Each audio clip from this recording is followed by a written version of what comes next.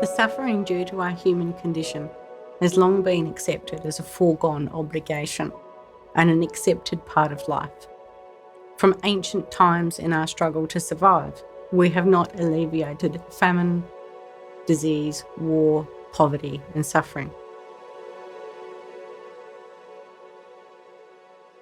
In biblical mythology, we believe the perfect state of paradise was lost to us, and many believe paradise is only obtainable in death.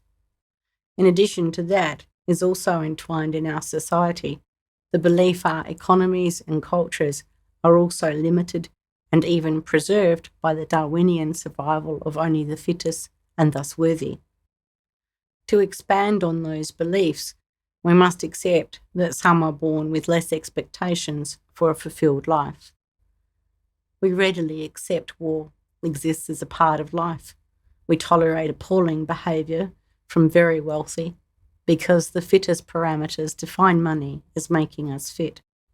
We accept that politicians lie and fall short of promises because, well, life can't be perfect for everyone. After all, we simply can't afford to feed, clothe and sustain the less fit in our society because they are less deserving, and in so doing, well, we could jeopardise the sacred evolutionary process and the entire future of humanity, right?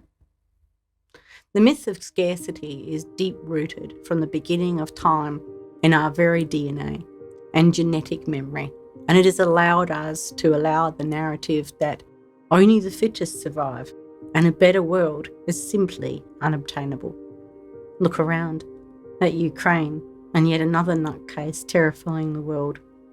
We don't trust our politicians anymore. I mean, what real change will they bring that changes anything? I will never forget scrutineering the last election and expected the discounted votes to be pictures of penises and boobies. So it actually warmed me when I saw people vote for the Avengers. Of course, they were being silly, and yet there is a sense to it. Truth, honesty, accountability, strength of character, and perhaps most of all, what else is a hero? A hero is someone who saves you, who has your back, and for whom nothing is impossible. It showed me people still believed in those kinds of values, even when they felt so far removed from society. In Australia at this time, we have an aged care crisis, with a back history of dirty deals and associations and handshakes that sealed the fates of our elders decades ago. We literally institutionalised our elderly. Nursing homes are all too often Ponzi schemes and investment houses that do aged care as a side hustle.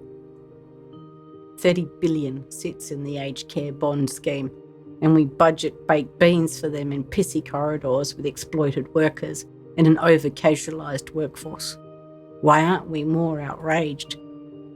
Well, that's simple because we have it thrown in our face, as we often do, that this is expensive and costing the government a fortune.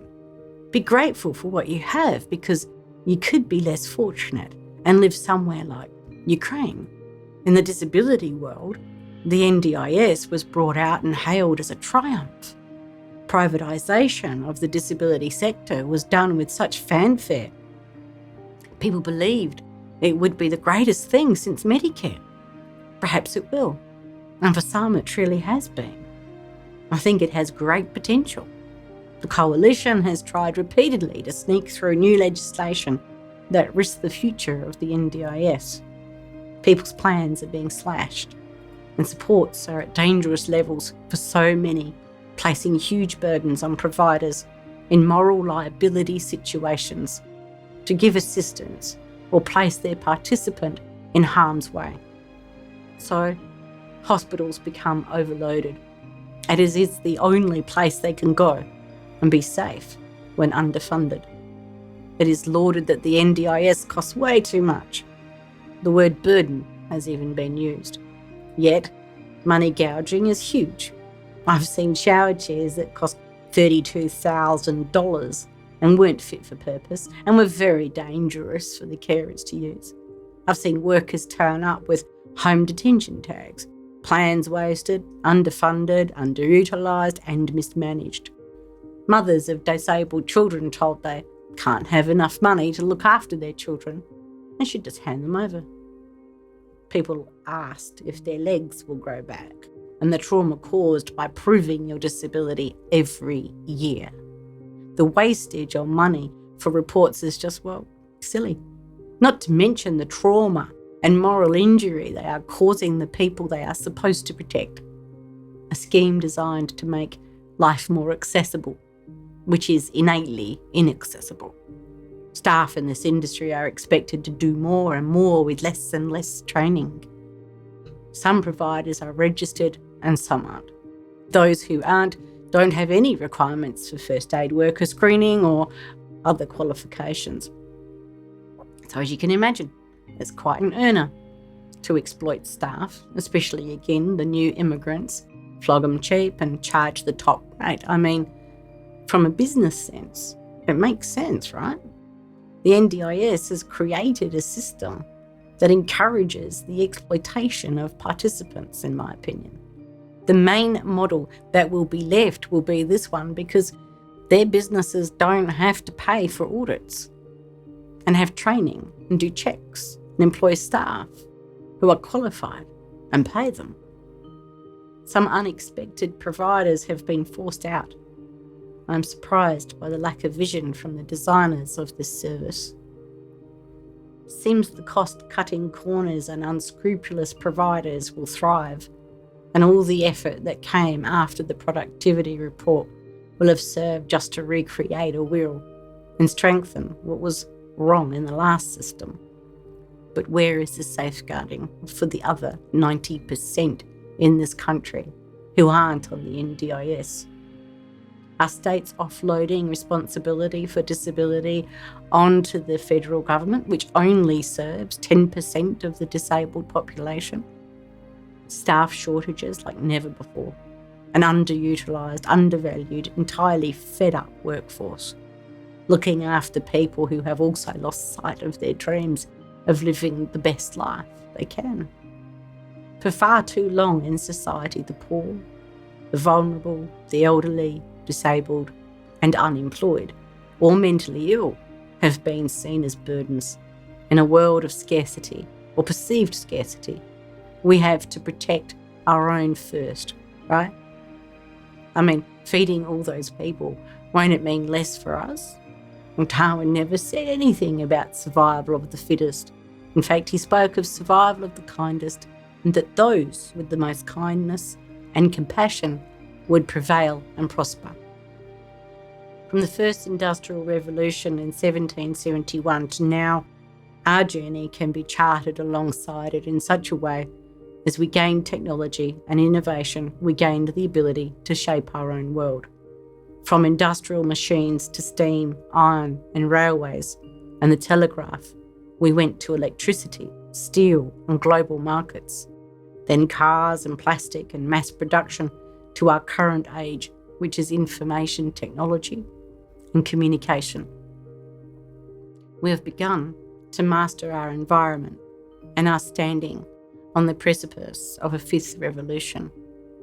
Among other things, the fifth revolution will be a human one.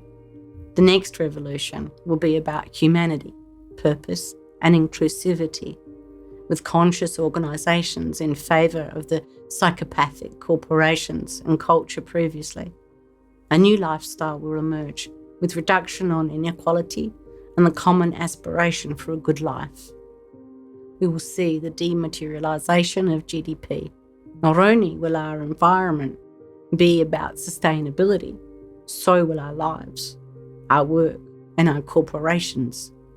Abraham Maslow is famous for his hierarchy of needs. He said, to achieve self-actualisation and say the aspiration and achievement of our best selves and our best lives, we needed to be free from the burdens of our physical existence.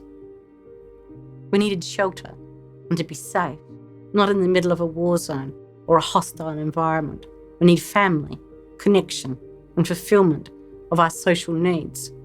We need self-esteem in aesthetic and cognitive needs.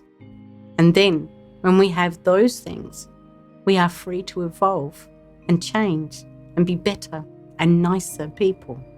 I mean, it's logical, right? If someone is in a viper pit, struggling for life and starving to death, becoming a world-famous poet is kind of out of the question. Inequality hurts our resources and denies us as a human race to make a better world. Oppressing people merely perpetuates the suffering and destroys our best resource, the most essential resource we have, a resource the pandemic has illustrated well, and that is people. As a person with a disability, you can't live your best life if your basic care needs aren't being met. If you are elderly in a nursing home, you have the right to live whilst you are still alive. In schools, those children all have the right to be taught how to live their best lives. In work, we have a right to have a family and a home life. I know we are a compassionate species, and suffering the moral injury of a cruel world has left us all with scars. This next age, this next revolution before us is our chance to enjoy the fruits of all the labour of those that came before, to rise above the cruelty of the myth of scarcity and the doctrine that paradise or life without suffering on earth isn't possible. To quote Stephen Hawking, "Where there is life, there is hope." We have paid our rite of passage and earned our place. All the sacrifice and human suffering, we owe it to those before us, those that need us, and to ourselves, to not only hope, but to believe and strive for a better world, to aspire in our own lives and allow others to aspire in theirs. I say bring on the fifth. Thank you for listening, and if you'd enjoyed this, please go to carersandadvocates.com. Thank you.